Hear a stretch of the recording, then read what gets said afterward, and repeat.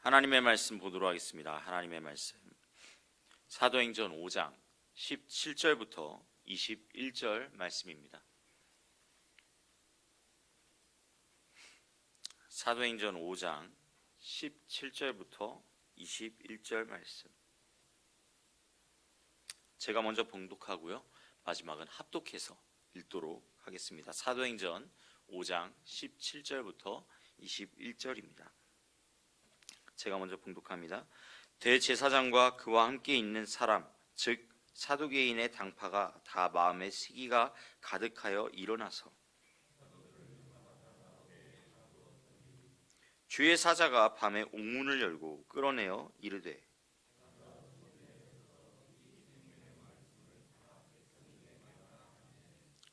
다 같이 읽도록 하겠습니다. 그들이 듣고 새벽에 성전에 들어가서 가르치더니 대제사장과 그와 함께 있는 사람들이 와서 공회와 이스라엘 족속의 원로들을 다 모으고 사람을 옥에 보내어 사도들을 잡아오라 하니. 아멘. 이것은 살아계신 하나님의 말씀입니다. 아멘. 말씀의 제목 띄워주실까요? 다 같이 읽도록 하겠습니다. 시작. 감옥은 복음을 결박할 수 없습니다. 아멘. 오늘은 감옥은 복음을 결박할 수 없습니다 라는 제목을 가지고 나아가려고 합니다. 이 초대교회의 역사를 가만히 살펴보면요, 많은 역사라고 할 수가 있겠지만 그 중에서 딱 하나를 선정해서 주제를 삼아서 그 어떠한 역사다라고 얘기를 한다면 저는 어쩌면 감옥의 역사라고 그렇게 이야기를 하고 싶습니다.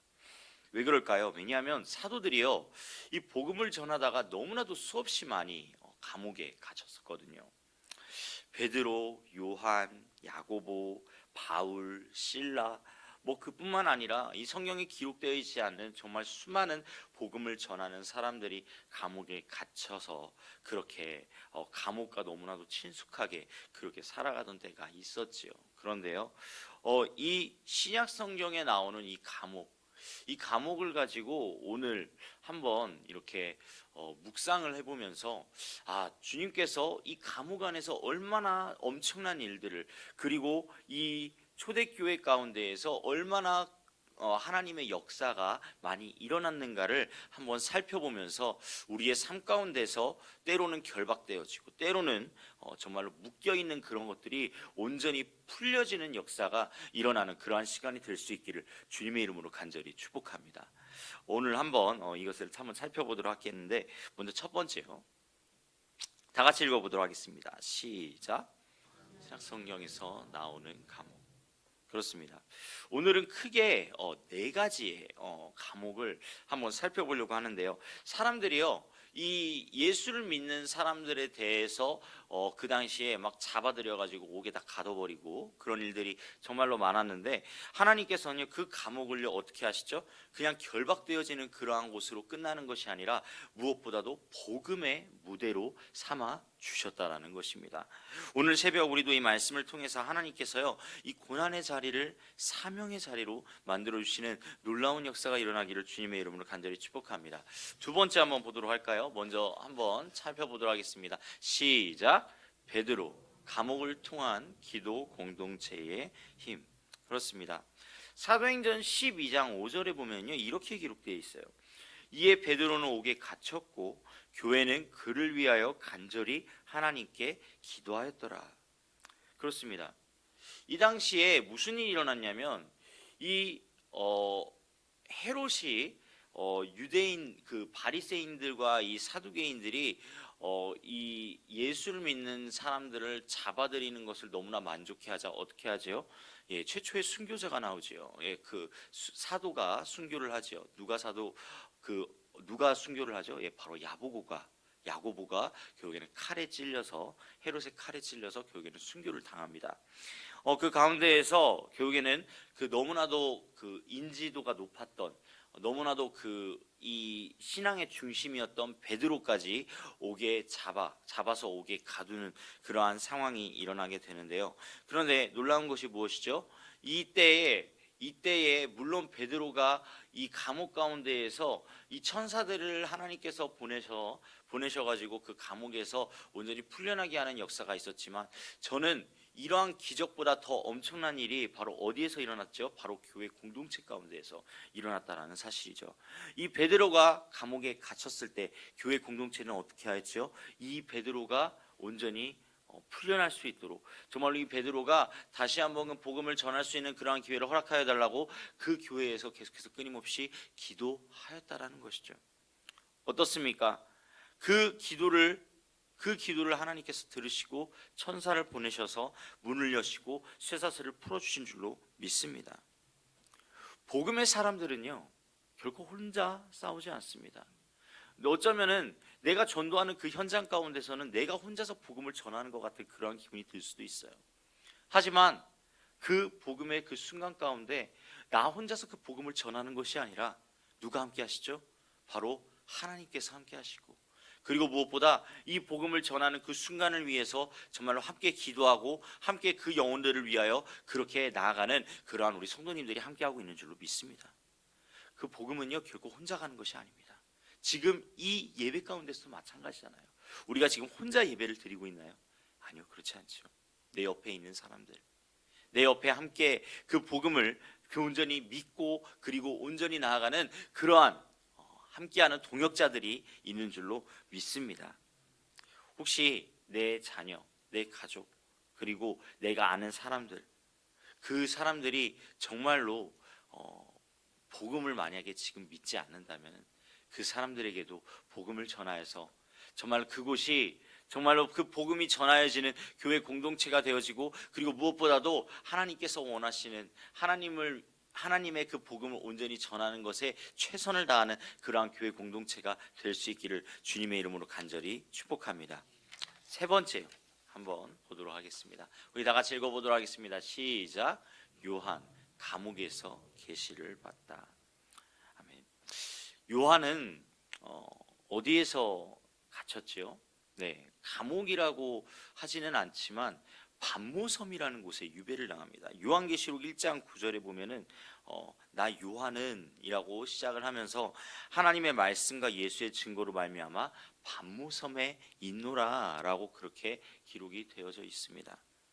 이 요한이요, 이 반모섬은 어떤 곳이었냐면, 그 당시에 그 죄인들을 호송해가지고 그 철광석이나 이런 데에서 계속해서 끊임없이 그런 것을 캐며 그런 것을 광산 같은 데에서 일하게 만드는 그런 약간 탄광가도 같은 곳이었어요. 그러니까 그곳은요, 절대 빠져나올 수가 없는, 사방이 다 바다로 에워싸워져 있는 그러한 섬 가운데에서 절대 빠져나올 수 없는 그러한 곳이 바로 반모섬이었죠. 자, 그런데 그곳에서 오히려 요한은요, 어떻게 되죠? 하늘의 계시를 받는 거예요. 그리하여서요, 무엇을 쓰기입니까? 바로 요한계시록을 쓰기 시작하였다는 겁니다. 사랑하는 성도님들, 세상은요 그를 가두었지만 하나님께서는요 하늘을 여신 줄로 믿습니다. 하나님께서는 하늘을 여시고 그리고 요한에게 말씀하시는 거예요. 요한에게 보여주시는 거예요. 요한에게 온전히 그 하나님께서 이루실 그 세상 끝날을 온전히 펼쳐 보이시는 겁니다. 그 놀라운 역사가 어디에서 일어났다고요? 바로 그 반모섬에서 일어났다고요. 만약에 요한의 그 마음 가운데 하나님을 향한 그 마음이, 하나님을 향한 그 생각이 만약에 그냥 그곳에 유배되어져서 내가 결국엔 여기서 생을 마감하는구나, 내가 그냥 여기에서 이렇게 탄광만 캐다가 그렇게 인생을 마감하는구나, 그렇게만 생각했다면 하나님께서 그렇게 강권적으로 역사하셨겠습니까? 아니요, 그렇지 않다라는 것이죠. 요한은요 그 가운데서도 어떻게 하였을까요? 그 가운데서도 그 탄광에 있는 그 죄수들을 어떻게 했을까요? 끊임없이 복음을 전했을 거예요. 끊임없이 그곳 가운데에서 하나님의 복음을 온전히 전하며 하나님의 복음 가운데로 온전히 나아갈 수 있도록 그렇게 노력하였을 거예요. 그리고 그곳에서 무엇이죠? 하나님의 역사가 일어나기 시작하는 것입니다. 그리고 우리는요 그 세상 끝날에 일어날 하나님의 놀라운 계시를 요한계시록을 통하여서 볼 수 있게 되었다라는 것이죠. 이것을 통해서 무엇을 알 수 있습니까? 어쩌면요 우리의 환경이 닫혀 있어서, 어쩌면 우리의 환경이 도저히 풀릴 것 같지 않아서 묶여 있어서 어떻게 하지를 못할 수도 있어요. 그런데요 그곳에서 우리가요 새로운 영적 시야가 열려야 될 줄로 믿습니다. 영적 시야가 열려야 돼요. 영적 시야가 열려져서 정말로 하나님께서 온전히 역사하시고 주관하시는 그러한 놀라운 경험을 할 수 있기를 주님의 이름으로 간절히 축복합니다. 감옥은요, 정말 그곳에서 묶여있는 것으로 끝나는 것이 아니라 그곳에서 무엇이 일어나죠? 계시의 통로가 될 수도 있다라는 사실을 기억할 수 있기를 간절히 바랍니다. 어쩌면요, 고립된 시간, 외로운 시간이 우리의 삶 가운데 펼쳐질 수도 있어요. 어쩌면요, 정말로 세상 가운데에서 이리 치고 저리 치여서 어쩌면은 그곳에서 나 혼자서만 그렇게 살아가는 것 같은 그런 모습 가운데 있을 수도 있어요. 하지만 사랑하는 성도님들, 거기서 포기하지 맙시다. 거기서 그것으로 그냥 앉아야지고 그것으로 그냥 끝내지 맙시다. 우리가 정말 하나님의 말씀, 특히 이 새벽 가운데 찾아온 우리 성도님들께서는 세상과는 단절되어서 세상과는 전혀 다르게 따로 이곳 가운데 오셔서 우리에게 말씀하시는 그 반모섬의 계시, 우리에게 말씀하시는 그 계시의 현장 가운데 우리의 마음을 다하여서 주님께서 역사하시게 될 줄로 믿습니다. 그러한 마음을 온전히 품고 나아가는 우리 모두가 될 수 있기를 주님으로 간절히 축복합니다. 네 번째요, 우리 나같이 읽어보도록 하겠습니다. 시작. 바울과 실라 감옥에서.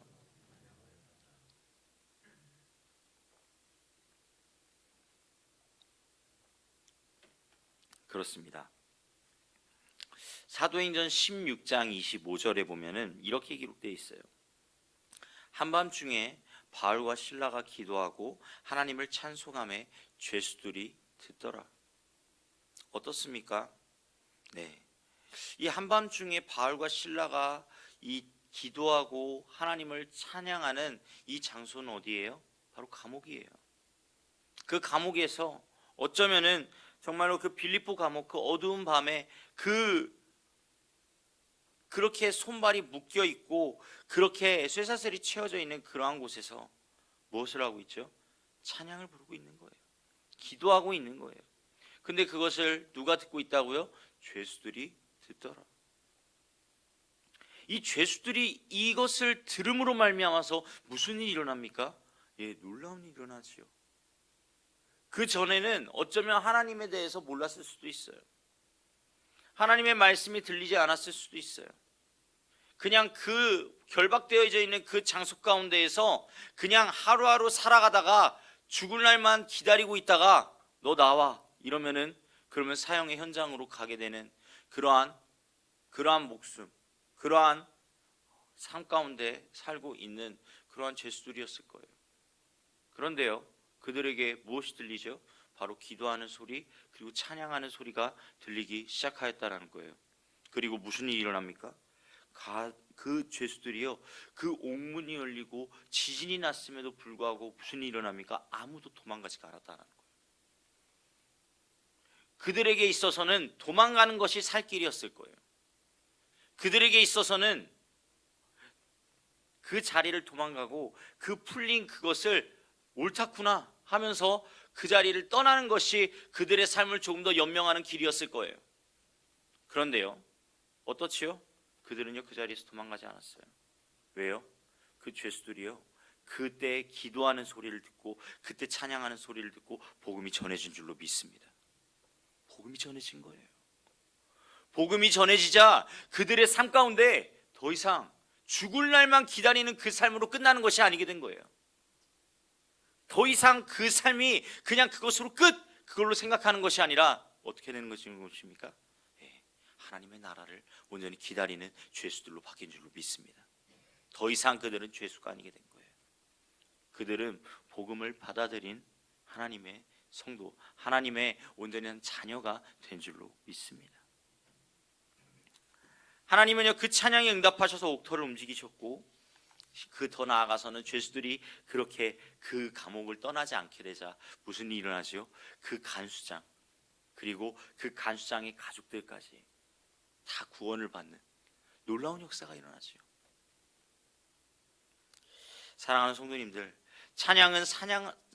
찬양은 상황을 바꾸는 능력이 있습니다. 감옥 속에서 찬양하고 기도할 때 하나님께서는요, 그 환경을 흔들어 내신다라는 것이죠. 고난 중에서도 온전히 기도하며 나아가십시오. 고난 중에서도 찬양하며 나아가십시오. 어쩌면 찬양은요, 절망의 소리가 아니라요, 어때요? 소망의 고백이 되어진 줄로 믿습니다. 그 찬양이요, 오늘 우리 성도님들의 삶 가운데 묶여 있고, 성도님들의 삶 가운데 그렇게 어쩌면 결박되어져 있는 그것들을 다 풀어지게 되는 그러한 놀라운 역사가 일어나게 될 줄로 믿습니다. 마지막으로 5번째요. 우리 다 같이 보도록 할까요? 다 같이 읽어보겠습니다. 시작. 바울 감옥에서 복음을 쓰다. 마지막으로 바울을 보려고 합니다. 방금 바울과 실라를 보았는데, 그런데 이 중에서도 바울을 한번 얘기해 보려고 그래요. 이 바울이요, 어떻습니까? 바울의 이 신약 성경의 거의 절반 이상을 지어낸, 쓰게 된 그러한 저자이기도 하고, 무엇보다도 이 신약 성경 절반 중에서 절반 이상을 쓴 것 중에서 감옥 안에서 쓴 옥중 서신이 정말로 많다라는 것이죠. 감옥 안에서 어떻게 이런 주옥 같은 말씀들을 쓸 수가 있었을까요? 빌립보서 1장 12절부터 14절을 보면은 이렇게 기록이 되어 있어요. 뭐라고 되어 있냐면, 나의 매임이 오히려 복음 전파에 진전이 된 줄을 너희가 알기를 원하노라. 바울은요, 자기가 감옥에 갇혀 있는 것이, 감옥에 그렇게 갇혀 있는 그러한 것이 오히려 복음 전파에 진전이 된 줄을 너희가 알기를 원해. 너희가 온전히 그 가운데에서 내가 정말로 그 가운데에서 하나님의 말씀을 듣고 하나님의 말씀을 너희들에게 전할 수 있었어 라고 그렇게 말씀하였다라는 거예요. 바울은요, 옥중에서 무엇을 만듭니까? 에베소서, 빌립보서, 골로새서, 빌레몬서를 썼다라는 것이죠. 감옥이요, 물론 혼자 갇혀 있을 때는 침묵의 장소가 될 수 있어요. 그런데요, 그 가운데에서 어떻게 했을까요? 네, 아까 이야기했던 것처럼 기도하고 찬양하였을 거예요. 그리고 그 가운데에서 하나님의 말씀을 끝없이 듣기 위해서 그렇게 노력했을 거예요. 그래서 무엇이 되었죠? 그곳이요, 그냥 갇혀 있는 장소가 아니라 바로 복음이 기록된 자리가 되었다라는 사실입니다. 복음이 기록되어지는 자리가 된 것이에요. 세상은요, 그의 입을 막았을 거예요. 세상은요, 어쩌면 그의 입에서 찬양이 흘러나오지 못하게 막았을 수도 있었을 거예요. 하지만 어떻습니까? 그의 글은 오늘까지 정말 앞으로 주님 오실 그날까지 이 성경을 통하여서 하나님께 온전히 고백되어지는 신앙의 고백서가 되어진 줄로 믿습니다. 복음은요, 결코 결박되지 않습니다. 고난 중에서 하나님의 말씀이 흘려 보내시게 된다라는 것이죠. 사랑하는 성도님들, 이러한 바울의 고백처럼 우리가 그 바울의 고백을 이 성경 말씀을 통하여서 읽을 수 있는 것처럼 성도님들께서의 그 마음의 고백이 삶 가운데서 때로는 너무나 어렵고 힘들지만 그 가운데서 온전히 주어지게 될 줄로 믿습니다. 그 가운데에서 주님의 복음을 온전히 말로, 그리고 때로는 내 행동으로, 그리고 때로는 내 삶 가운데 그렇게 온전히 보여지게 될 줄로 믿습니다. 우리 한번 이 말을 한번 다 같이 함께 고백해 보도록 할까요? 다 같이 읽어 보도록 하겠습니다. 시작. 감옥의 문이 닫혀 있어도 복음의 문은 열려 있습니다. 아멘. 그렇습니다. 오늘의 이 말씀을 통하여서 우리가 알 수 있는 한 가지 확실한 사실은, 감옥의 문이 닫혀 있어도 복음의 문이 열려 있는 줄로 믿습니다. 우리가 지금 감옥에 가 있는 건 아니지만 어떻습니까? 우리의 삶 가운데 어쩌면 우리가 묶여 있고 우리가 결박되어져 있는 그러한 삶 가운데 우리가 거기서 안주하는 것이 아니라, 거기서 그냥 가만히 있는 것이 아니라 어떻습니까? 우리가 그 가운데서 자리를 박차고 일어나서 우리가 정말 복음의 온전한 뜻을 품고 나아가는 그런 우리 모두가 될 수 있기를 간절히 바랍니다. 내가 지금 이 자리에 갇혀 있어도요, 그 가운데에서 행하실 주님의 놀라운 기적을 바라보며 나아갈 수 있기를 원합니다. 환경이 막히고 길이 없어 보인다 할지라도 그 가운데서 하나님께서는요, 기적의 무대를 만들어 주실 줄로 믿습니다. 그리하여서 디모데후서 2장 9절에 보면 이렇게 기록되어 있어요. 그러므로 하나님의 말씀은 결박되지 아니하니라. 어떻습니까? 하나님의 말씀이 정말로 결박되지 않고 온전히 이 세상 가운데서 온전히 펼쳐질 수 있는 그러한 놀라운 시간이 될 수 있기를 주님의 이름으로 간절히 축복합니다. 그리하여서 우리의 삶이 주 안에서 정말로 주님의 복음을 담대하게 전하며 나아가는 그러한 복음의 전도자가 될 수 있기를 주님의 이름으로 간절히 축복합니다. 아멘. 기도하도록 하겠습니다.